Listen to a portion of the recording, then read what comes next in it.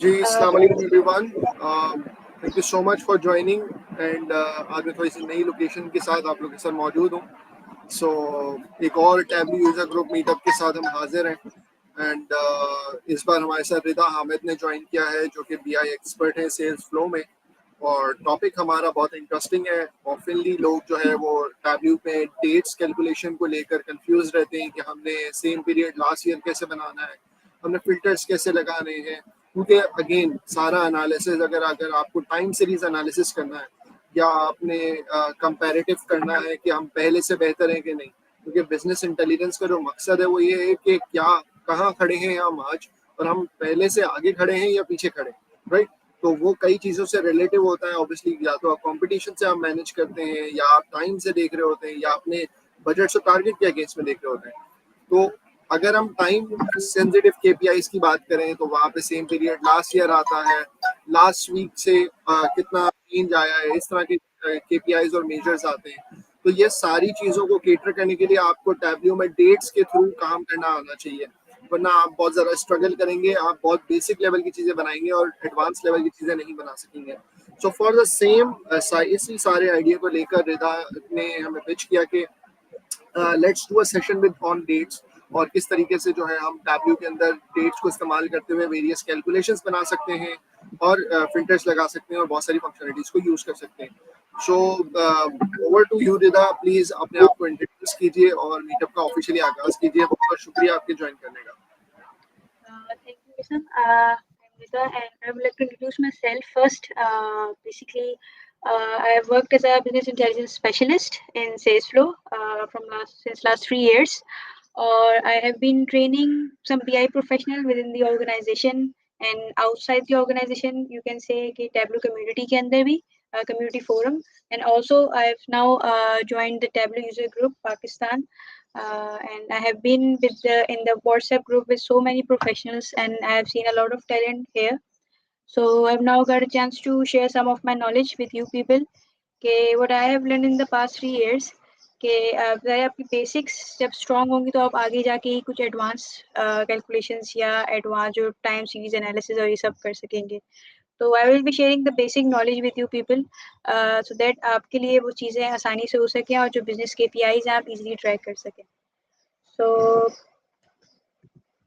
let me share some key concepts के date fields किस तरह से टैबलू में वर्क कर रहे होते हैं, किस तरह से हम डेट फंक्शंस और कैलकुलेशंस उसमें यूज़ कर सकते हैं, एंड ऑल्सो उनके साथ इंटरेक्ट कैसे करना है। तो we will be using that those filters and parameters, and in the last 2 points we will be discussing the real world examples and the best practices we can use for optimization and the visualizations best practices if you are using the time and date based data.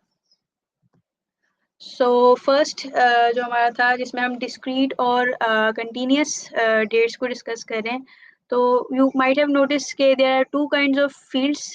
एक one is blue pill which is indicating that it is discrete, and the second is pill which is a green जो कि continuous denote कर रहा होता है। तो मैं आपको उसके बाद टैबलू के अंदर भी इसका वॉक थ्रू दे दूंगी। First we will discuss their differences के discrete fields basically show the values as a different points. वो जैसे कि अगर हमें इसका डेटा कॉलम बेस्ड दिखाना हो या डिफरेंट पॉइंट्स में दिखाना हो या हमें फिल्टर आउट करने में अगर आसानी चाहिए तो मैं I will use those discrete fields. You can see the pills that are blue coloured. और सेकेंडली जो हमारे कंटिन्यूस फील्ड होंगी वो वहाँ यूज हो रही होंगी जो बेसिकली हमें सेपरेटली पॉइंट्स को नहीं शो करना है, we will be showing them in a flowing line. इसका यूज केस बन सकता है कि जैसे कि हमें ट्रेंड वाइज सेल्स दिखाना हो और एक फ्लोइंग लाइन शो करानी हो ओवर ऑल द ईयर्स और over all the months, over the last past 6 months or 5 months. So I will be showing you them in Tableau. You might have explored them. आपको Tableau की screen show हो रही है?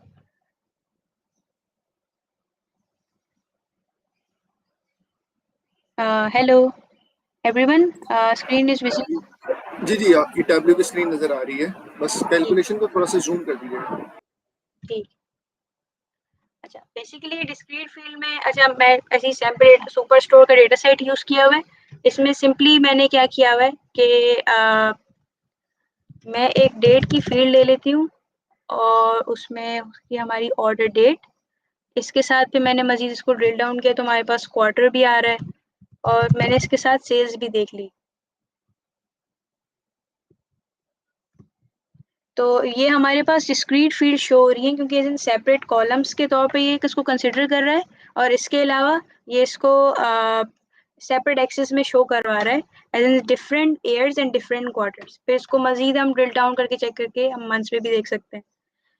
Continuous की best example इस कि आप उसको ट्रेंड लाइन में देख रहे हैं कि सिंपली बस मैंने इनमें से कोई एक फील्ड ड्रैग की कि मुझे क्वार्टर वाइज देखना है, ईयर वाइज देखना है, तो I will convert them into continuous fields. तो basically this is the example of continuous fields कि वो एज अ सेपरेट कॉलम नहीं ट्रीट कर रहा, उसको एक फ्लोइंग लाइन में शो करवा रहा है। अच्छा, if we move towards the next slide, हमारे पास ये चीज़ भी काफ़ी कॉमन होगी, date hierarchies and custom dates. Date hierarchies जो है हमारे पास ऑटोमेटिकली जनरेट होती हैं फ्रॉम योर फील्ड, कि अगर आपकी फील्ड की जो डेटा टाइप है वो डेट है तो वो उसको ऑटोमेटिकली डिटेक्ट कर लेगा कि इसमें से कौन से मंथ्स होंगे, कौन से ईयर्स होंगे और कौन से डेज होंगे। इसके अलावा जो हमारे पास सेकेंड चीज़ है जो कस्टम डेट्स हैं जिसको हम खुद बना रहे होते हैं, वो टेबलू डिटेक्ट नहीं कर रहा होगा, तो उसके लिए भी हमारे पास ऑप्शंस होते हैं। अगर हम इस पे जाएंगे टेबलू पे, हमारे पास एक डेट की कोई भी फील्ड हो सकती है, जैसे ऑर्डर डेट होगी, शिप डेट होगी, तो हमने ऑर्डर डेट ड्रैग कर लिया। आप ये देख सकते हैं कि इसमें एक प्लस साइन है which is indicating that it has many other levels, तो it is showing that it has an hierarchy। तो एयर फिर उसके बाद मजीद ड्रिल डाउन करके मंथ्स आ जाते हैं। तो ये शो कर रही होती है कि ये हमारे पास ये एक हायरार्की एक क्रिएट कर रही होती है ताकि मैं हर चीज़ को इंडिविजुअली जाके चेक कर सकूं और मजीद ड्रिल डाउन करके चेक कर सकूं। इसके अलावा हायरार्कीज में और भी फील्ड्स होती हैं। अब जैसे कि इसमें एक और फील्ड है जैसे प्रोडक्ट के हवाले से, जैसे हम खुद भी बना रहे होते हैं तो हमारे पास एक प्रोडक्ट की हायरार्की भी बन के आ रही होती है, जैसे प्रोडक्ट देखना है, कैटेगरी देखना है या उसका एसक्यू देखना है। और इसके अलावा अपने हिसाब से भी मैं इन चीज़ों को मॉडिफाई कर सकती हूँ। अगर मुझे अपनी एक कस्टम फील्ड बनानी है तो मैं ये भी बना सकती हूँ कि मैंने एक ऑर्डर डेट की फील्ड ली और इसके अलावा मैं इसमें क्रिएट पे गई and I am going to custom date. तो मुझे जैसे अगर ईयर के बाद क्वार्टर नहीं चाहिए, मुझे ईयर के बाद मंथ चाहिए, तो मैं उसके हिसाब से इसके अंदर मंथ और डेट पार्ट सेलेक्ट कर रही होंगी and I will select create it's name two month और second I will again create a new custom field.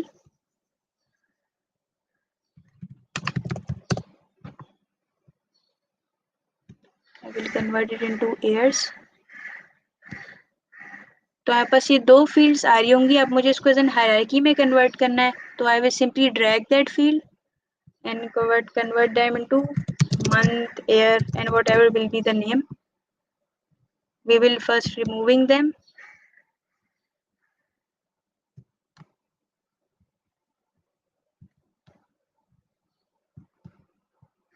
और फिर जो हमने न्यू फील्ड अपनी बनाई है हम यहाँ पे ड्रैग कर देंगे। तो basically the custom field we have created कि हमारे पास पहले मंथ आ गया, हमारे पास ईयर आ गया। अगर इसको सॉर्टिंग करनी है तो ईयर और मंथ पे भी हम कन्वर्ट कर सकते हैं इसको according what we want to show according to the business needs. तो ईयर पहले दिखाना है या मंथ पहले दिखाना है तो उसके हिसाब से आप सॉर्टिंग भी कर सकते हैं इसमें। तो let me switch to the next slide. अच्छा, हमारे पास कुछ डेट फंक्शंस हैं जिसमें हमारे पास टुडे एंड नाउ जो शो कर टुडे बेसिकली हमें शो कर रहा होगा कि हमारे पास एग्जैक्ट डेट क्या आ रही है। या तो अगर आपके पास रियल टाइम डेटा नहीं है तो वो आपके सिस्टम की जो डेट आ रही होगी, जैसे आज की हमारे पास जो डेट आ रही है वो 29 ऑफ जून की डेट आ रही है तो वो रिटर्न कर देगा। अदरवाइज अगर आपका रियल टाइम डेटा है तो वो आपको टुडे की डेट भी फैच करके दे देगा अगर आपके डेटा सोर्स में वो एग्जिस्ट करती होगी। और now will be showing you the date with the time. और सेकेंडली जो हमारे पास जो थ्री फंक्शंस हैं जिसमें हम अपनी कस्टम फील्ड्स मजीद बनाना चाह रहे होते हैं, जैसे डेट पार्ट हम यूज़ कर रहे होते हैं if you want to extract a certain month और ईयर और day from existing date field. और इसके अलावा डेट ट्रंक के हम तब यूज़ कर रहे होते हैं जैसे अगर हमें हर मंथ की जो फर्स्ट डे की सेल्स निकालनी हो, एक्सट्रैक्ट करनी हो, तो date trunc can be useful और इसके अलावा डेट डिफरेंस, जो आपको अगर आपको ऑर्डर डेट और शिप डेट के बिटवीन कोई नंबर ऑफ डेज की ड्यूरेशन निकालनी हो तो date difference can be useful. Third is the make date. आपको पास अगर आपके डेटा सेट पे कोई ऐसी फील्ड्स है जिसमें डेट मंथ और ईयर आ रहा हो लेकिन आपके पास कोई डेट की फील्ड नहीं आ रही हो तो आप मेक डेट को यूज़ कर सकते हैं। इसके अलावा आपके पास इस डेट का फंक्शन है which is use to identify that this is the correct function to be converted into later converted into data type as date. तो बिफोर हम उसको डेटा टाइप डेट भी डेटा टाइप में कन्वर्ट करें, हम चाह रहे हैं कि हम एक बुलियन फंक्शन के थ्रू आइडेंटिफाई कर सकें कि एक ये सही डेट फील्ड है भी या नहीं। तो it will either return true और फॉल्स। फिर हमारे पास फिफ्थ में हम आ जाते हैं कि बेसिक जो हमारे फंक्शंस होते हैं जिसमें हम डायरेक्टली एक कस्टम लॉजिक से एयर एक्सट्रैक्ट कर सकें ताकि हमें फिल्टर आउट करने में और कंडीशंस लगाने में आसानी हो। तो हमारे पास एयर मंथ और डेटा डे आ जाते हैं। सिक्स में हमारे पास फिजिकल कैलेंडर आ जाता है। ये टैबलू बेसिकली जो ऑपरेट कर रहा होता है वो बाय डिफ़ॉल्ट उसका जो फिजिकल मंथ होता है वो जनवरी से स्टार्ट होता है। लेकिन सम बिजनेसेस मंथ्स थोड़े डिफरेंट तरीके से स्टार्ट हो रहे होते हैं, किसी के जून में या किसी के अक्टूबर में, तो आप उसको टैबलू में मॉडिफाई कर सकते हैं। और the seventh is the same custom date logic we have discuss. Either we will manually create a calculation or we will be using the same we have last used with the hierarchies. So we will be opening Tableau. Okay, हमारे पास today और now के basic functions.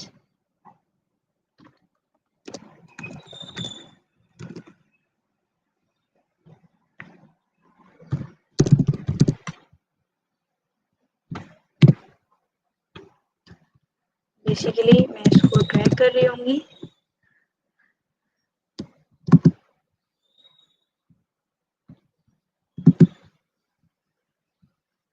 So with the discrete, we will be seeing the exact date.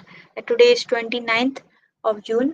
और फिर इसी को ही अगर मैं इसका मुझे टाइम भी पता करना हो तो उसके लिए फिर मैं now का फंक्शन बना दूँ।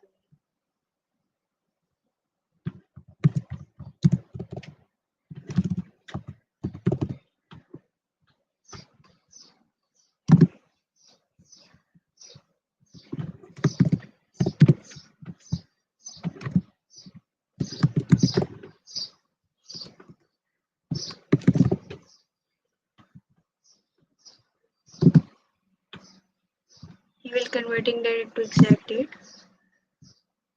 So हमारे पास as you can see कि हमारे पास now में date भी आ रहा है और उसके साथ time भी आ रहा है।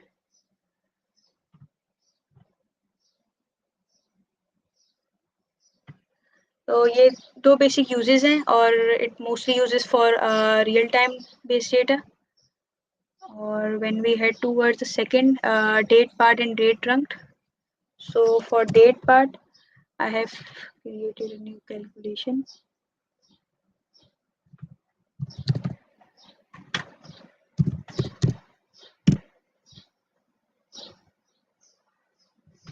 डेट पार्ट के लिए मैं ऑर्डर डेट की फील्ड यूज करूंगी और इसके अलावा आई विल डिफाइन कि मुझे उसमें क्या चीज़ फैच करनी है। तो I will use the month.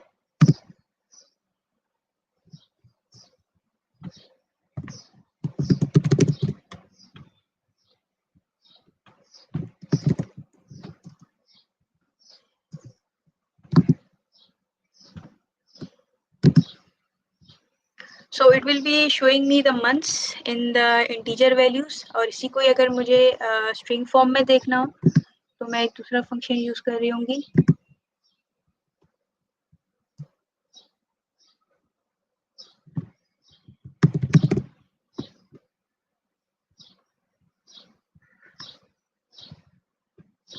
Which is called date name, जो आपको उसके इंस्टेड ऑफ इंटीजर वो आपको एक्चुअल मंथ्स ला के दे देगा, जनवरी फरवरी, सो दैट आप उसको फिल्टर आउट इजीली कर सकें और आइडेंटिफाई कर सकें कि आपको अगर स्ट्रिंग वैल्यूज में ही आपको एनालिसिस करनी है तो आप उसको डेट नेम को यूज करते हुए कर सकते हैं।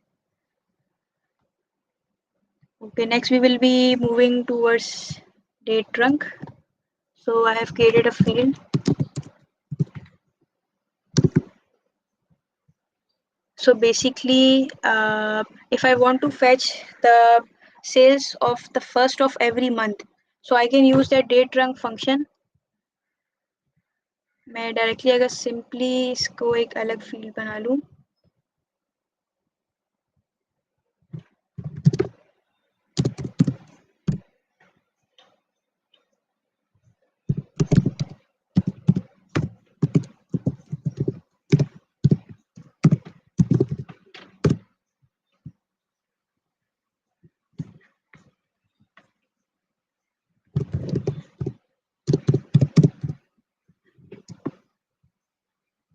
so date trunk, and I will make it a fixed logic.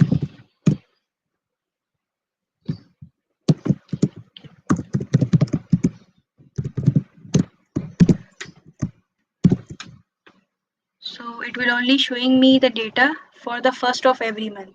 मतलब हर मंथ की जो भी फर्स्ट डेट आ रही होगी उसकी वो सेल्स ला के दे देगा। अब इसमें मैं इसको ईयर्स में भी कर सकती हूँ, क्वार्टर्स में भी कर सकती हूँ, तो इसमें ये शो कर दिया।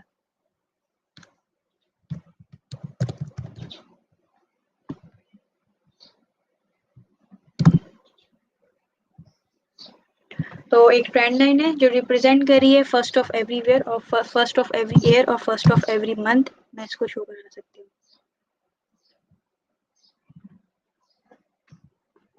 Next we will be switching towards make date and its date function. So I have a separate data source.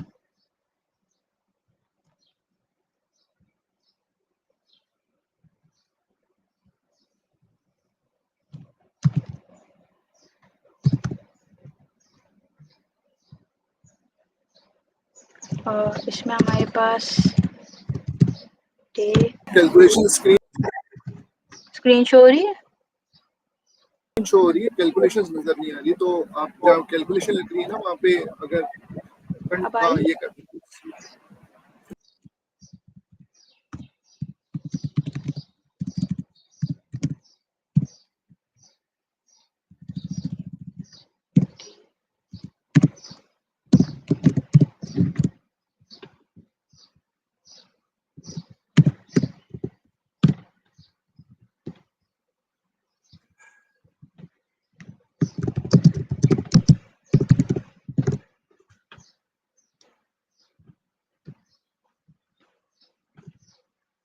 so it creates a new date field. इसको मैं इसके अलावा इसमें कन्वर्ट कर देती हूँ।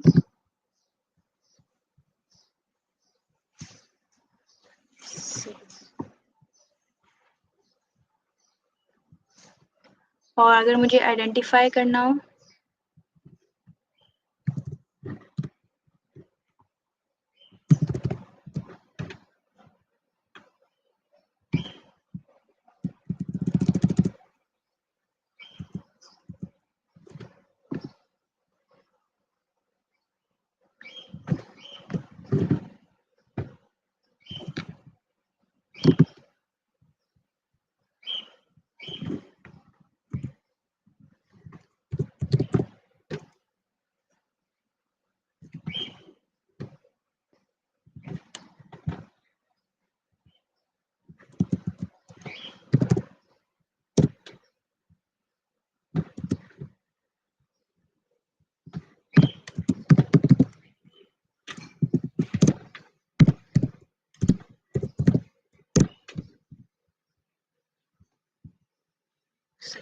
अच्छा, फर्स्ट हम इसमें ईयर रखेंगे और फिर मंथ रखेंगे और थर्ड पैरामीटर जो होगा इसका वो डे होगा, ताकि वो उसको डेट कंसिडर करे। तो अब इसने एक न्यू फील्ड मुझे बना के दे दी जिसमें हमारे पास ईयर भी आ रहा होगा, क्वार्टर और मंथ आ रहा होगा। और इसके अलावा अगर मुझे चेक करना हो कि करेक्टली बन गया है तो उसके लिए जो है या तो मैं एग्जिस्टिंग ये तो डेट फील्ड इसने बना दी है, इसको मैं अदर कन्वर्ट करूंगी स्ट्रिंग में, so that it can check if it's correctly made.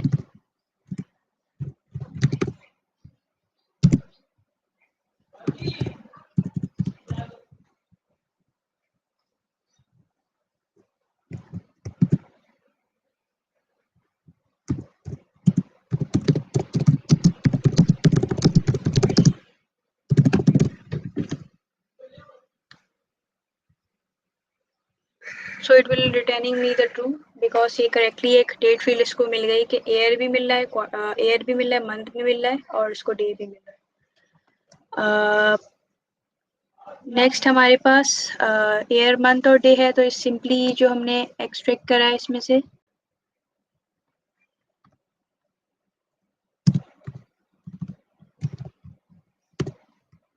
we will be defining an year। अब उसमें हमारे पास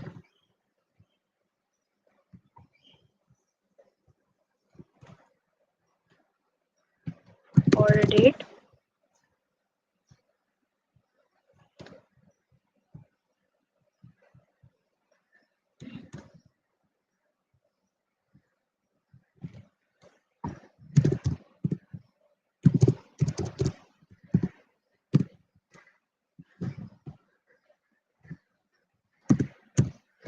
इफ की कंडीशन इसमें डिफाइन करनी हो, इसमें ईयर डिफाइन करना हो, then sales.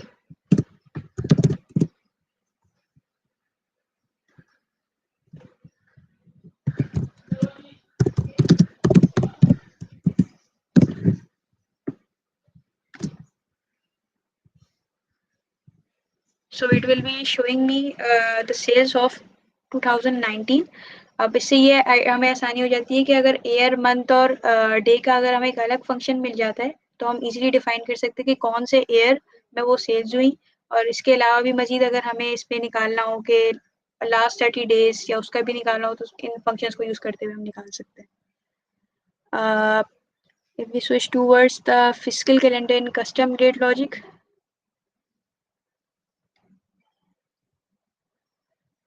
so I have created this logic। हमारे पास एक ऑप्शन आ रहा होता है, हमारे पास डिफॉल्ट प्रॉपर्टीज होती हैं।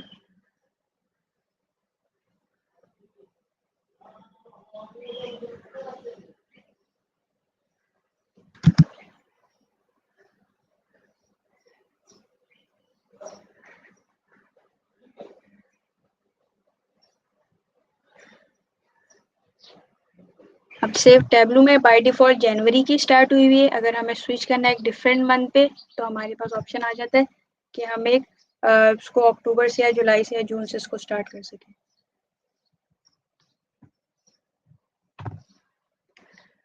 ओके, और इवन हम इस सेम ऑप्शन को डेटा सोर्स पे भी जाके चेंज कर सकते हैं,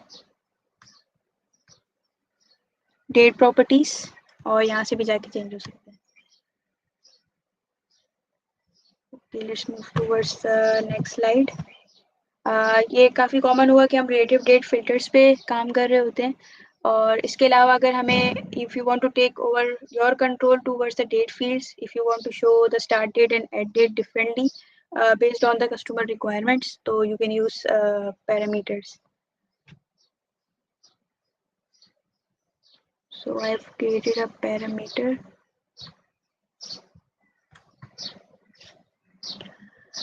बेसिकली इसके लिए हम हमारे पास एक ऑप्शन होगा, हमारे पास start date. Basically we have created a start date and end date parameters. तो उसके लिए मैंने डिफाइन कर दी कि हमारे पास स्टार्ट डेट यूज़ हो रही है, डेटा टाइप मैंने इसकी डेट डिफाइन कर दी। इसके अलावा करंट वैल्यू उसकी डिफ़ॉल्ट रखी है और इसके अलावा इसको कन्वर्ट कर दिया मैंने रेंज पे। और ये जो वैल्यूज़ लेके आ रहा होगा मेरे पास ऑर्डर डेट की ला रहा होगा। और same goes for the end date. इसके लिए एक लॉजिक मैंने डिफाइन कर दी।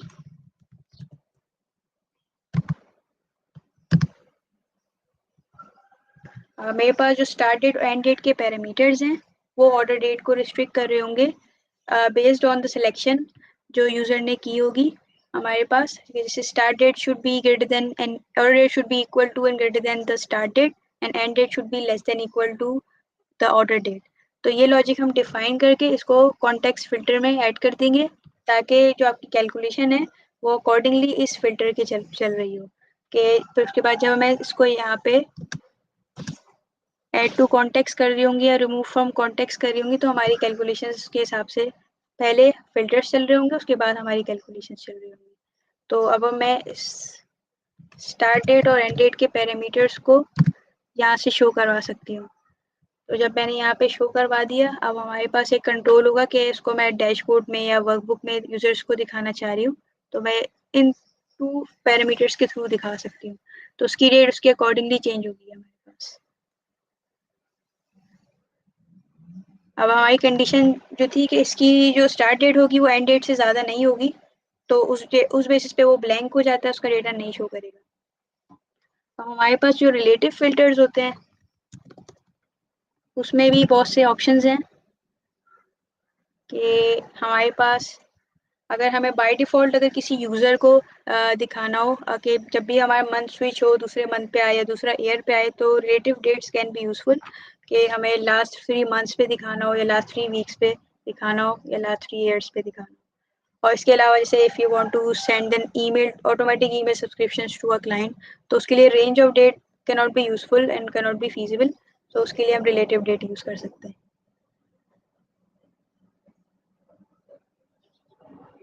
अच्छा, late me move towards the next slide. अच्छा, हमारे पास कुछ रियल वर्ल्ड सिनेरियोज़ हैं, जैसे कि अगर हमें ईयर ओवर ईयर की कंपैरिजन करनी है, मंथ ऑन मंथ या क्वार्टर ओवर क्वार्टर की कंपैरिजन करनी है, तो उसके लिए काफ़ी यूज़फुल है for the sales performance tracking dashboards. और सेकेंडली, जैसे कि अगर आपको कस्टमर रिटेंशन या चर्न निकालना हो कि लास्ट 30 डेज़ के बाद उसकी कोई अगर उसके अगेंस्ट कोई सेल्स की कोई डेट की एंट्री आई है, तो date function can be useful. इसके अलावा जैसे डेट डिफरेंस का फंक्शन है, तो साइन अप और चर्न के बिटवीन जो भी डिफरेंस आ रहा होगा, उसको कैलकुलेट करके शो कर देगा। इसके अलावा मार्केटिंग के लिए कि बिफोर एंड आफ्टर लॉन्च क्या यूज़र के इनसाइट्स आ रहे हैं, क्या मैट्रिसेस आ रहे हैं, तो इसके थ्रू हम एनालाइज कर सकते हैं with date ranges and the date functions. फिर हमारे कुछ ऑपरेशनल डैशबोर्ड्स होते हैं, जिसके जो रियल टाइम बेस्ड होते हैं कि जो हमारे पास डेट और टाइम भी जिसका आ रहा हो और हमारे डेटा सोर्स भी उसमें एग्जिस्ट करता हो कि हमारे पास आज का भी डेटा आ रहा हो। बहुत से पाँच दफ़ा कुछ डेटा सोर्स ऐसे होते हैं जिसमें हमारे पास आज का डेटा नहीं आ रहा होता, तो टुडे और नाउ में वो फिर आज की जो हमारी डेट होगी वो रिटर्न कर देगा आपके डेटा सोर्स में वो चीज़ उसको जब नहीं मिल रही होगी तो। Let me switch towards the best practices. So जैसे मेरी सजेशन ये होगी फॉर बेस्ट परफॉर्मेंस, तो आप उसमें डेटा सोर्सेस के अंदर ही आप उसमें डेटा सोर्स फिल्टर्स यूज़ कर सकते हैं। या हमारे पास बिफोर क्रिएटिंग एन एक्सट्रैक्ट भी आप कोई फ़िल्टर इसमें लगा सकते हैं। मैंने ऑर्डर डेट यूज़ किया। इसके अलावा मैं इसको रिलेटिव डेट पे कर दूँगी, जैसे हमारी सेल्स आ रही होगी कोई 7-8 साल या उससे भी ज़्यादा की आ रही होगी। जैसे फॉर एग्ज़ाम्पल अगर आप किसी एफएमसीजी या किसी ऐसी कंपनी के लिए काम कर रहे हैं, जिनका डेटा काफ़ी ज़्यादा है और उससे आपकी रिपोर्ट्स की परफ़ॉर्मेंस जो आपने टैब्लू सर्वर पे पब्लिश की हुई होगी रिपोर्ट, उसमें परफ़ॉर्मेंस काफ़ी अच्छी नहीं आ रही और लोडिंग टाइम काफ़ी ज़्यादा आ रहा है और वो अपनी रिपोर्ट्स फ़ैच नहीं कर पा रहे, और इससे एक बहुत बड़ा इम्पैक्ट बन जाता है कि आप यहाँ से डेटा इसका रिस्ट्रिक्ट कर लें। जैसे कि मैंने लास्ट 3 इयर्स पे इसको कर दिया, और इसके अलावा मैं उसके हिसाब से इसका एक्सट्रैक्ट भी बना सकती हूँ, उससे उसकी परफॉर्मेंस अच्छी हो सकती है। हमारे पास एक डेटा सोर्स फ़िल्टर्स होते हैं, एक वैसे फ़िल्टर्स होते हैं जो रिफ्रेश होने के बाद आ रहे होते हैं कि जो है एक्सट्रैक्ट वो सब चीज़ों का क्रिएट करे, लेकिन फ़िल्टर आउट वो बाद में इस चीज़ को कर ले, कि इन केस अगर आपको दोबारा रिफ्रेश नहीं बनाना हो, तो आपने डेटा सोर्स फ़िल्टर्स यूज़ कर लिए। इसके अलावा एक और बेस्ट प्रैक्टिस इसमें ये होती है कि आप डेटा को प्री एग्रीगेट कर लें और या उसके व्यूज़ क्रिएट कर लें। उससे ये फ़ायदा हो जाता है कि आपने अगर लास्ट 3 मंथ्स या लास्ट 3 ईयर्स पे व्यूज़ को रिस्ट्रिक्ट कर लिया, तो आपकी परफॉर्मेंस और बेहतर हो जाती है और आपको एक तो ऑन द डेस्कटॉप भी परफॉर्मेंस अच्छी मिल रही होती है and as well as on the tableau server भी आपको परफॉर्मेंस अच्छी मिल रही होती है। So when I was new in Tableau, so I used to struggle in the mostly the Tableau performance and the complaint I have received from the clients के loading time काफ़ी ज़्यादा है। तो उससे ये एक्सट्रैक्ट से और जो डेटा सोर्स की जो ऑप्टिमाइजेशन है, तो ये बहुत मैटर करती है, तो उसके लिए डेट काफ़ी उसके लिए यूज़फुल फील्ड है। आप इसके अलावा कस्टम सीक्वल भी इसमें यूज़ कर सकते हैं, ताकि आप जो है उसको एक बेटर परफॉर्मेंस दे सकें रिपोर्ट्स को। इसके अलावा विजुअलाइजेशंस के बेस्ट प्रैक्टिसेस होते हैं कि you have to avoid the clutter, कि हमारे पास मैं आपको उसमें शो कर देती हूँ। अच्छा, हमने डेटा रिस्ट्रिक्ट कर दिया है इसका।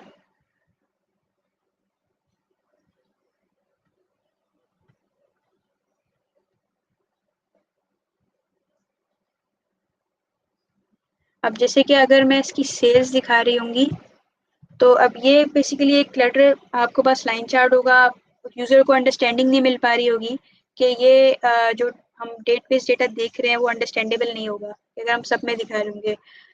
तो इसमें हमारे पास ऑप्शन होता है कि हम या तो उसकी मिनिमम और मैक्सिमम सेल्स दिखा दें, या तो उसकी जो है लाइन एंड पे या मोस्ट रिसेंट पे दिखा दें। तो ये इसकी अच्छी एक बेस्ट प्रैक्टिस होगी, जो कुछ डेटा के प्रोफेशनल्स ने ये चीज़ें अपने ट्यूटोरियल्स में या फोरम्स में शेयर की हैं।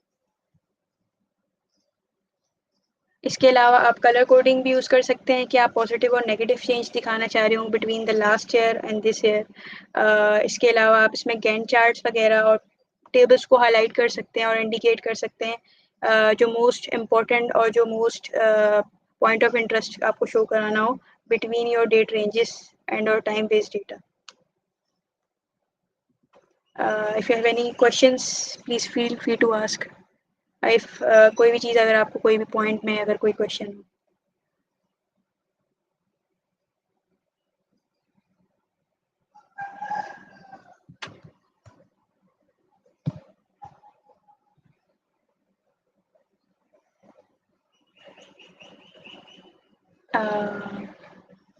Hello, if anyone has any questions.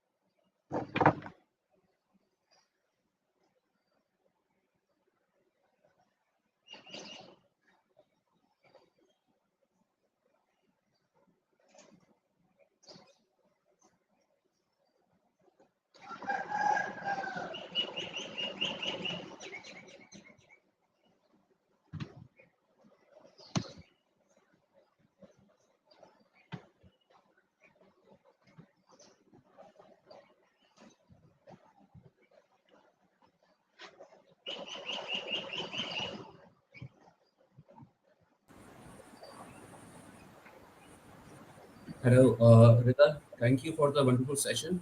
I think we have question from Atik. How to address missing dates in dataset? Missing data set के लिए आई थिंक उसमें आपको जैसे अगर मतलब फील्ड के अंदर डेटा नहीं आ रहा है उसके अगेंस्ट कोई सेल्स नहीं आ रही। Can you explain it further? Atik sir, can you please further explain your question? Basically ये कहना चाह रहे हैं कि ऑफन ये होता है ना कि 5 तारीख को सेल्स आई, फिर उसके बाद एक बंदे की सेल्स देख रहे हैं तो उसने 5 तारीख को सेल्स की, फिर 12 तारीख को सेल्स की, तो बीच में टाइमलाइन मिसिंग हो जाती है। तो वो ये पूछना चाह रहे हैं कि ऐसे चीज़ों को कैसे डील करें। ऑफनली जब बीआई में देख रहे होते हैं तो वो चीज़ कंटिन्यूस नहीं होती, तो फिर उसमें होता है कि 5 के बाद 12 की जो सेल होती है वो बिल्कुल उसके साथ अलाइन होती है, तो विजुअली यूजर को ये पता नहीं चलता कि बीच में 6 दिनों का गैप आया है। तो उन चीज़ों को कैसे एडजस्ट करें?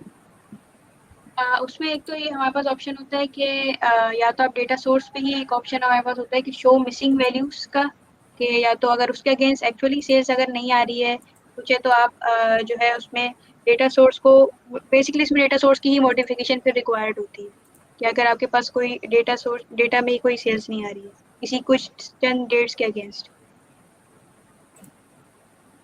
अच्छा, इसके अंदर ना एक दो तरीके कार होते हैं, क्योंकि डेट्स के अंदर अगर आप इसको डिस्क्रीट रखेंगे ना तो आपको ये वाला इशू हाँ वो ये आएगा, बिकॉज कंटिन्यूस पे, डिस्क्रीट हाँ क्रिएट्स। कंटिन्यूस में एक पूरी लाइन फिर भी वो शो करेगा if there is no data, लेकिन वो लाइन आपको स्टिल एक जॉइनिंग लाइन आपको शो कर रहा होता है कंटिन्यूस, लेकिन डिस्क्रीट जी, में ये तो चीज जब पॉसिबल आप नहीं होती कंटिन्यूस क्योंकि डेटा यूज करेंगे तो आपको एक डिप नजर आ जाएगा। लेकिन इसको बेहतर ट्रीट करने का तरीका ये है कि आप या तो टैब्यू प्रेप में जाएं या जहां से भी आप डेटा लेकर आ रहे हैं वहां पे ना डेटा पहले आप एक ट्रांसफॉर्मेशन।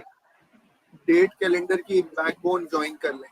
तो उससे होगा ये कि फॉर एग्जांपल आपका एक कैलेंडर है, 1 साल का, आपने उसको ज्वाइन कर लिया फर्ज करें, और फिर आपने उस पर अपना रियल डेटा सेट प्लॉट किया, फिर वहां पर ना आप ZN का फंक्शन यूज कर सकते हैं एक नया मेजर बनाकर, जो कि करेगा ये कि अगर नल वैल्यूज होंगी यानी कि वहां जहां पर सेल्स आपकी ज्वाइन नहीं हो रही, ठीक है, हाँ वो तो 0 दे वहां पर देगा। वो क्या कर देगा, 0 कर देगा।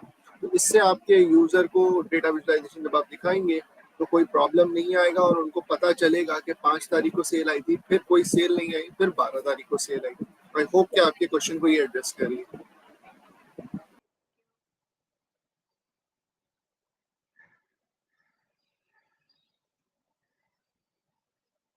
Otherwise you can create it's separate view और कस्टम सीक्वल।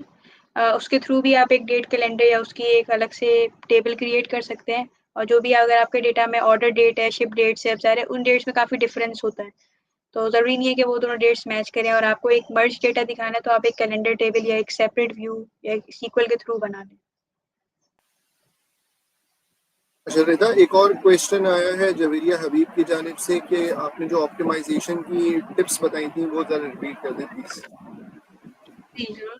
फर्स्ट थिंग कि आप एक तो उसके अंदर डेटा सोर्स के फिल्टर्स में जाके आप वहाँ से एक्सट्रैक्ट जो है लास्ट 3 मंथ्स, या जैसे अगर आपकी 8 ईयर्स की डेटा आ रहा है आपकी किसी एफएमसीजी कंपनी का, तो आपको उसको 5 ईयर्स पे या 3 ईयर्स पे रिस्ट्रिक्ट करना है, तो आप वहाँ से एक्सट्रैक्ट पे जाके उसको फिल्टर आउट कर सकते हैं। मैं एक बार दोबारा यहाँ से दिखा देती हूँ,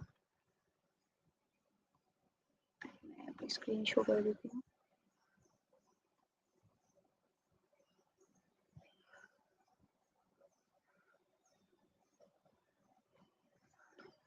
स्क्रीन विजिबल है? आपकी नजर आ रही है स्क्रीन? जी। अब यहाँ से हमारे पास क्या है कि हम डेट का कोई भी ले लेते हैं, एक फील्ड ले लेते हैं ऑर्डर डेट। अब हमारे पास जो डेटा आ रहा है वो मोर देन 8 ईयर्स या 10 ईयर्स आ रहा है, तो मैं इसको या तो ईयर्स पे रिस्ट्रिक्ट कर दूंगी, लास्ट 3 ईयर्स पे, या otherwise I can restrict it two months. अगर क्लाइंट्स की रिक्वायरमेंट्स है कि हमारे पास वीक्स बेस्ड डेटा हो तो लास्ट वीक से भी कर सकती हूँ। तो एक तो हमारे पास 2 ऑप्शंस होते हैं कि वो एक्सट्रैक्ट ही खाली लास्ट 3 वीक्स या लास्ट 2 मंथ्स का करे, तो मैं उसके हिसाब से उसका एक्सट्रैक्ट क्रिएट कर दूंगी और वो आपके सिस्टम में एक्सट्रैक्ट का फील्ड सेव कर देगा।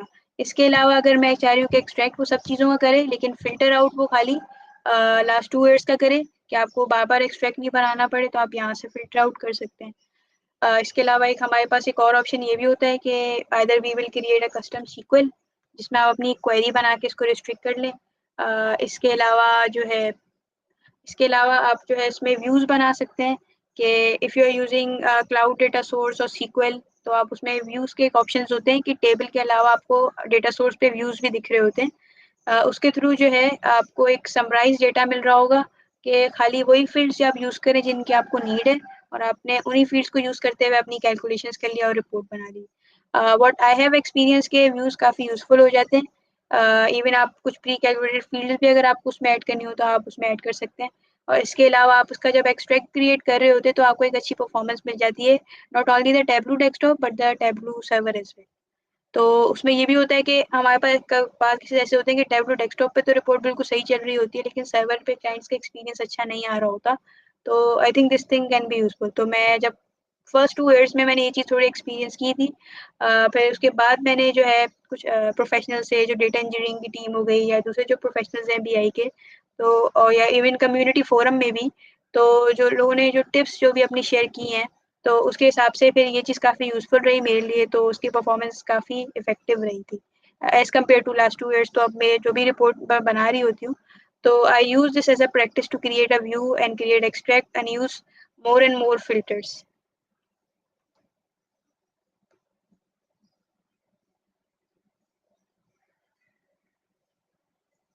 जी, आपको क्लियर हो गया?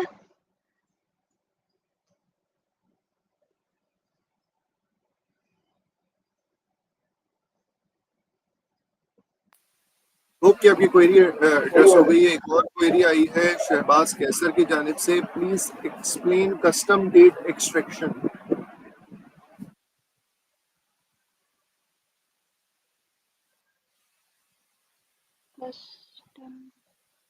शहबाज कैसर, आप अपनी क्वेरी को थोड़ा एक्सप्लेन करते हैं, कस्टम डेट एक्सट्रैक्शन से क्या मुराद है आपका?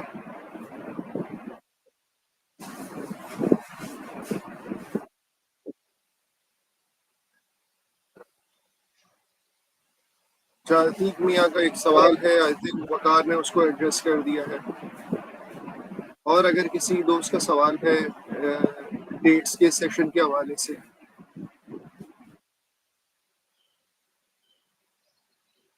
रिदा, आपने सेम पीरियड लास्ट ईयर दिखाया आपने calculation? Same period last year? हाँ, बेसिकली जैसे फॉर एग्जांपल आज जो है वो 2000 जुलाई से लेकर अब तक जून तक जो है वो 1000 रुपए की सेल हुई है। तो पिछले जुलाई से जून यानी पिछले साल फिस्कल ईयर में 500 रुपए की सेल हुई थी। तो ऑफनली लोगों को सवाल ये होता है कि हम ये कैसे दिखा सकते हैं और ये चेंज कैसे दिखाएं सेम पीरियड लास्ट ईयर। तो इसका बेसिकली ये होता है कि हम पहले वो 2 मंथ्स जो है ना इसके एक्सट्रैक्ट कर लेते हैं। पहले तो हम उसमें एक मंथ का फंक्शन यूज कर रहे होते हैं। अब हमारे पास जो है अभी जो डेटा आ रहा है वो हिस्टोरिकल इतना ज़्यादा नहीं है, तो मैं आपको ऐसे वर्बली बता सकती हूँ या मैं आपसे कोई डॉक्यूमेंटेशन इसकी शेयर कर सकती हूँ। इसमें बेसिकली होता है क्या है कि दिस मंथ और लास्ट मंथ हम पहले इंडिविजुअली एक्सट्रैक्ट कर लेते हैं। उसके बाद फिर हम इसकी एक अलग से हमारे पास एक फॉर्मूला लग रहा होता है जिसमें this month divide by the previous month and -1। तो उसमें क्या होता है कि इसकी एक डिफरेंस आ जाती है। और इसके अलावा भी आप टैब्लू के अंदर एक कस्टम कैलकुलेशन होती है जिसमें ईयर ओवर ईयर और मंथ ओवर ईयर की फील्ड्स हम बना सकते हैं। बाकी अगर सेम पीरियड लास्ट ईयर और सेम पीरियड लास्ट मंथ के लिए आपको यूजिंग दोस कस्टम डेट्स जो मंथ और ईयर की फील्ड्स हैं आपको वो डिफाइन करनी पड़ेंगी।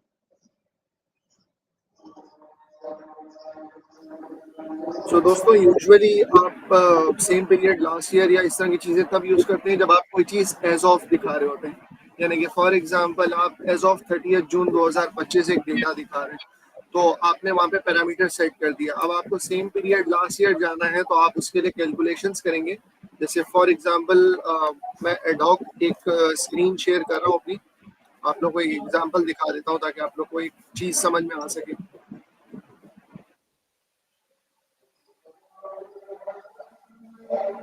मेरी स्क्रीन आपको नजर आ जाए तो बताइएगा।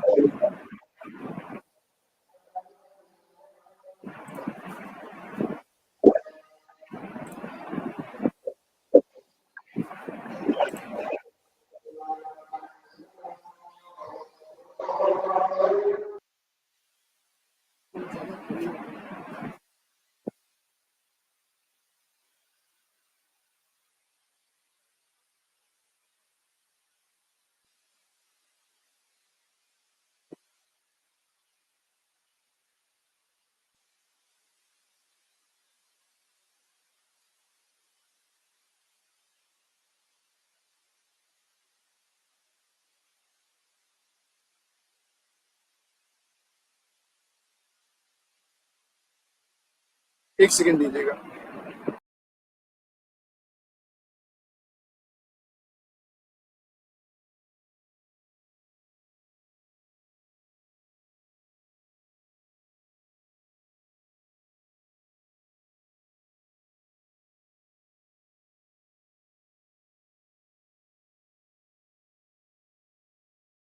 तो क्या आप लोगों को मेरी स्क्रीन नजर आ रही?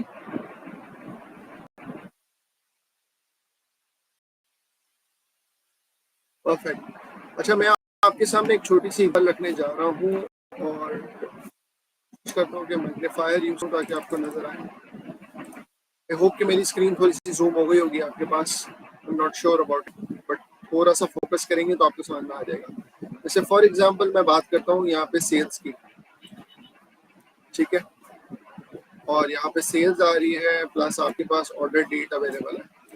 अब आपके पास ये डेटा ब्रोक हुआ है और मैं इसको जरा डिस्क्रीट कर लेता हूँ तो आपको ईयर वाइज ये डेटा नजर आ रहा है कि 2024 में जो है वो सेल्स हुई है 1 मिलियन पाउंड्स की और 2023 में 7,65,000 की हुई है।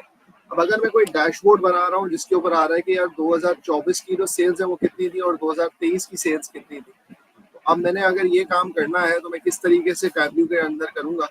तो मैं आपको थोड़ा सा थिंकिंग प्रोसेस से गो थ्रू कराना चाहता हूँ ताकि आपको ये समझ में आए कि आप डेट्स को कैलकुलेट कैसे करते हैं। ताकि ये इस टेक्निक में तो मैं आपको एक चीज़ बता दूंगा कि इस साल में क्या हुआ और पिछले साल में क्या हुआ, लेकिन आप खुद सोच पाए कि अगर मैंने for example current month versus last month करना है तो मैं कैसे करूंगा। तो थिंकिंग प्रोसेस इंपॉर्टेंट है। अगर आप सब लोग रेडी हैं तो मैं आप लोग को शेयर करूं और अगर सब लोग कमेंट कर दें SPLY SPLY कमेंट कर दें ताकि थोड़ा सा सेशन इंटरेक्टिव रहे।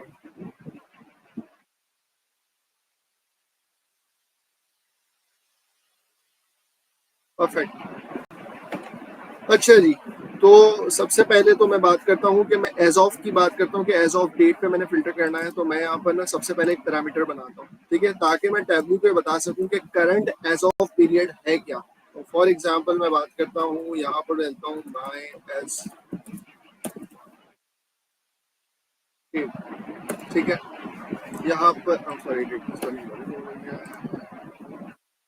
डेट आ गई। फिर वक्त मैं इसको ऐसे ही रख रहा हूँ ताकि जो है वो चीज़ हो।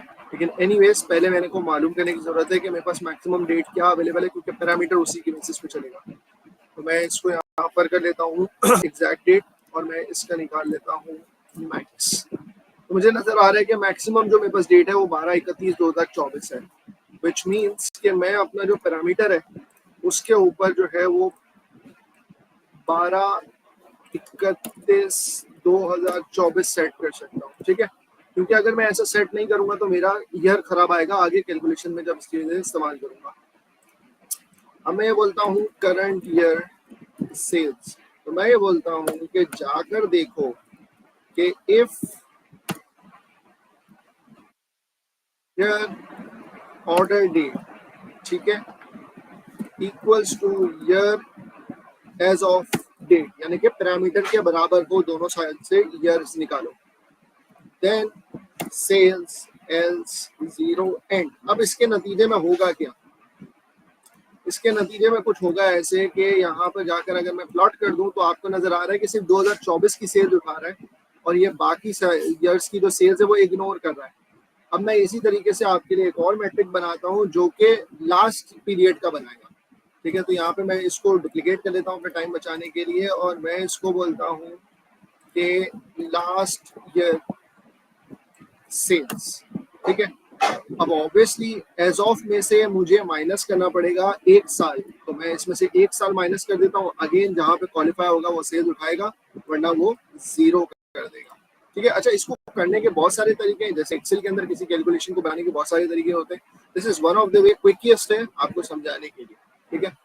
तो लास्ट ईयर वाली सेल्स को सिलेक्ट करता हूँ और यहाँ पर जाके पुट कर देता हूँ। तो आप नोटिस करें कि इस करंट पीरियड आ गया, यह आ गया लास्ट पीरियड। अब फॉर एग्जांपल मैं एक कैलकुलेशन करना चाहता हूँ, अब ऑब्वियसली मैं इसको रिमूव कर देता हूँ तो आपको नजर आएगी चीजें। ये देखिए, ये आपको चीज जो है वो दिखा रहा है। अब आपको एक रेफरेंस मौजूद है, या आपको ये करंट ईयर सेल दिखा रहा है, ये लास्ट ईयर सेल दिखा रहा है। अब अगर आपने इसके दरमियान एक कैलकुलेशन करनी है कि ईयर ऑन ईयर क्या बना, तो आप इजीली कर सकते हैं। ईयर आप इसको क्रिएट करें और यहाँ पर आपने लिखा सम। अच्छा, मैं ग्रैन्युलर कैलकुलेशन क्यों नहीं कर रहा हूँ, क्योंकि एग्रीगेट कैलकुलेशन है, तो सम डिवाइडेड बाय सम करेंगे लास्ट ईयर सेल्स, ठीक है। और मैं इसको बोलता हूँ कि भाई ईयर ऑन ईयर चेंज, ठीक है। तो ऑब्वियसली जब मैं ये काम करूँगा तो मुझे इसमें से -1 करना पड़ेगा, क्योंकि ये परसेंटेज बन जाएगी। और ओके करते हैं, ईयर ऑन ईयर लिखते हैं, यहाँ पर लाते हैं। अब ये वैल्यू जीरो आ रही है, आप सबको मालूम होगा, आई होप के फॉर्मेट करने की जरूरत है। और मैं इसको परसेंटेज लाता हूँ, तो ये नजर आ रहा है ईयर ऑन ईयर चेंज आपका 36% आ गया। अब इसका फायदा क्या है? फायदा ये है कि अगर मैं इस शीट को डुप्लीकेट करूं और आपको जस्ट फॉर्मल शीट के साथ दिखाऊं, ऑर्डर डालूं, और ऑब्वियसली यहाँ पे ईयर ऑन ईयर चेंज का नहीं कर रहा होगा, ये मैं डालता हूँ और आपको एक्चुअल सेल्स भी दिखाता हूँ साथ साथ। तो अब आप ये नोटिस कीजिएगा कि पैरामीटर चेंज करने से आपकी चीज़ें किस तरह से तब्दील हो रही हैं। माय एज ऑफ डेट है, इसको मैं जाकर शो पैरामीटर,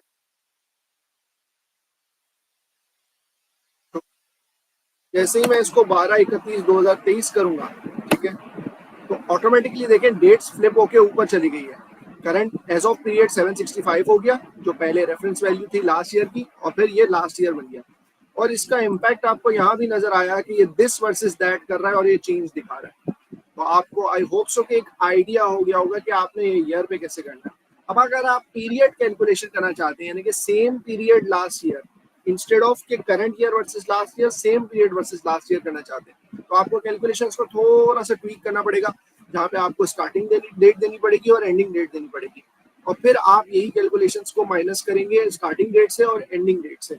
यानी कि फॉर एग्जांपल यहाँ पर एज ऑफ डेट लिखी हुई थी ना, मैं इसकी जगह डुप्लीकेट करता हूँ और मैं इसको बोलता हूँ एज ऑफ डेट स्टार्ट, और यहाँ पर डुप्लीकेट करता हूँ और कहता हूँ age of date, sorry age of date end. Start date जो है फॉर एग्जांपल मैंने इंस्टेड ऑफ 2023 में इसको रखता हूँ 6/1/2024 और एंड डेट रखता हूँ 24। तो मैंने 6 महीने का डेटा लिया है, ठीक है। अब अगर मैं फॉर एग्जांपल यहाँ पर जाता हूँ करंट ईयर, तो मैं इसको डुप्लीकेट करता हूँ, इस बार मैं इसके अंदर करंट ईयर की जगह करंट पीरियड लिख देता हूँ ताकि आपको समझ में आए, ठीक है। और यहाँ पर ऑर्डर डेट और ईयर लिखा हुआ है, तो ऐसे नहीं करूँगा, अब मैं कैलकुलेशंस को थोड़ा डायनेमिक लेके जाऊँगा और मैं ये कहूँगा कि भाई अगर order date greater than equals to start date है and order date less than equals to है एंड डेट, देन उसकी सेल्स उठाना, एल्स जीरो एंड, ठीक है। मैंने ये उठा लिया और करंट पीरियड सेल्स आ रही है। अब मुझे इसको वैलिडेट भी करना होगा, तो वैलिडेट करने के लिए मुझे मंथली ब्रेकअप चाहिए होगा, तो मैं यहाँ पे जाता हूँ ऑर्डर। अच्छा, मैं आपको वैलिडेट का लफ्ज क्यों बोल रहा हूँ, बिकॉज मैं आपको इस प्रोसेस से गुजार रहा हूँ। कभी भी चीज आप बनाते हैं तो उसको जरूर चेक करेंगे, ठीक है। मंथ बनाया मैंने, इसको कर दिया discrete, let me move the order date, range of dates, इसको मैं ले जाता हूँ 1/1/2024 और इसको ऐसे ही रहने देते हैं।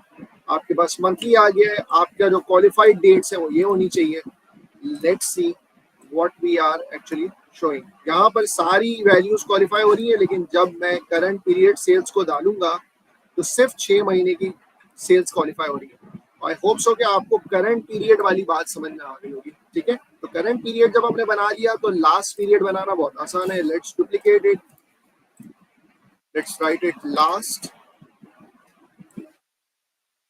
अब obviously last same period last year हम कह रहे हैं, ठीक है। तो दोनों में से एक साल माइनस कर दें तो that would actually suffice. So what I can do is date add, क्या ऐड कर रहा हूँ इसमें, ईयर ऐड कर रहा हूँ, कितना इंटरवल, -1, यानी कि 1 साल माइनस कर रहा हूँ, ठीक है। सेम कॉपी करता हूँ और यहाँ पर डालता हूँ, यहाँ पे नाम चेंज करके एंड कर देता हूँ, एंड कर देता हूँ, ठीक है। तो अब यहाँ पर आपको लास्ट पीरियड सेल्स नजर आ रही होंगी और ओके कर देता हूँ। लास्ट पीरियड सेल्स जो है ऑब्वियसली उसको वैलिडेट करने के लिए मुझे थोड़ा सा और पीछे खोलना पड़ेगा, 2023 तक ले जाना पड़ेगा, ठीक है। तो 2023 की भी कौन सी डेट्स क्वालिफाई होनी चाहिए, जून से लेकर दिसंबर तक की सेम पीरियड लास्ट ईयर, ठीक है। तो let's see last period sales something like this. तो आप नोटिस करें लास्ट पीरियड भी आ गया, सेम पीरियड भी आ गया, ठीक है। Obviously now I need sums for this, तो मैं यहाँ पर कुछ भी नहीं करता हूँ, सिंपली इस शीट पे जाता हूँ, इसको डुप्लीकेट करता हूँ और यहाँ पर लास्ट पीरियड और करंट पीरियड लाता हूँ। ऑब्वियसली ये मुझे नहीं चाहिए, मैं इसको ईयर ऑन ईयर चेंज जो है इसको चेंज करता हूँ SPLY, same period last year, ठीक है। इसको एडिट करते हैं, in this case current period लिखेंगे, यहाँ पर in this case last period लिखेंगे। अच्छा, आप इफेक्टिव नेमिंग का भी फायदा देख रहे हैं कि हमें बहुत ज़्यादा चेंजेस नहीं करने पड़ रहे, ठीक है। तो इस बार मैं इसको डिफॉल्ट कर देता हूँ फॉर्मेट, ताकि जहाँ कहीं ड्रॉप करें तो वो परसेंटेज ही आए बाय डिफॉल्ट। अब देखें इस बार 0 नहीं आएगा, डायरेक्टली परसेंटेज आएगा, तो आपने ये छोटी सी फॉर्मेटिंग भी सीख ली। आई होप कि आपको इसके जरिए सेम पीरियड लास्ट ईयर की भी बात समझ में आई होगी और करंट वर्सेस माइनस भी आ गया होगा। तो थोड़ा सा डेट कैलकुलेशंस में ट्रिकी होता है, ऑफनली लोगों को नहीं समझ में आता है। ये छोटा सा डेमो आपके लिए काफी हद तक क्लियर होगा। अगर आप सबको ये बातें क्लियर हो गई हैं तो जो है वो आप प्लीज जो है वो लिख दें clear.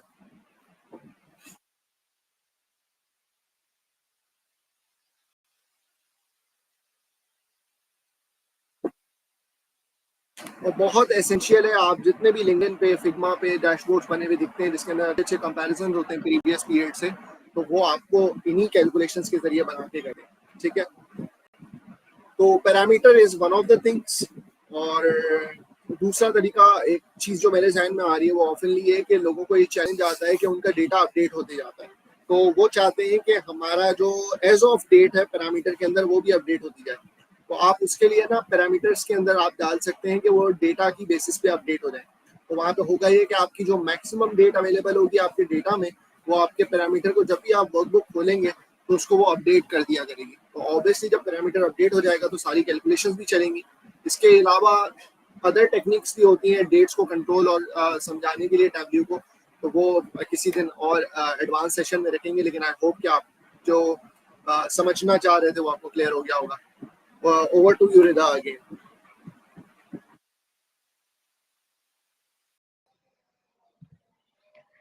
Thank you, Wisam. It was very useful. काफी अच्छी एक्सप्लेनेशन इनकी तरफ से भी। इसके अलावा किसी का कोई क्वेश्चन हो उसमें?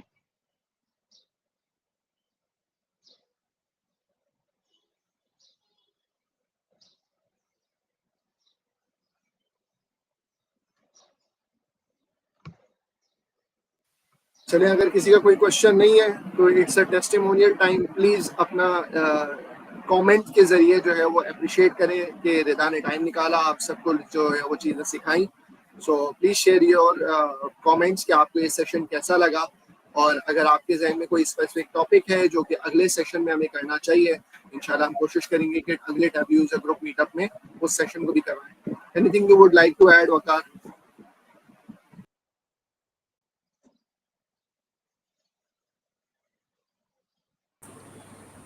Thank you, Hisam, for the last topic you have discussed. मेरा क्वेश्चन कुछ हद तक इससे रिलेटेड था जो आपने एड्रेस कर लिया है। It was wonderful session.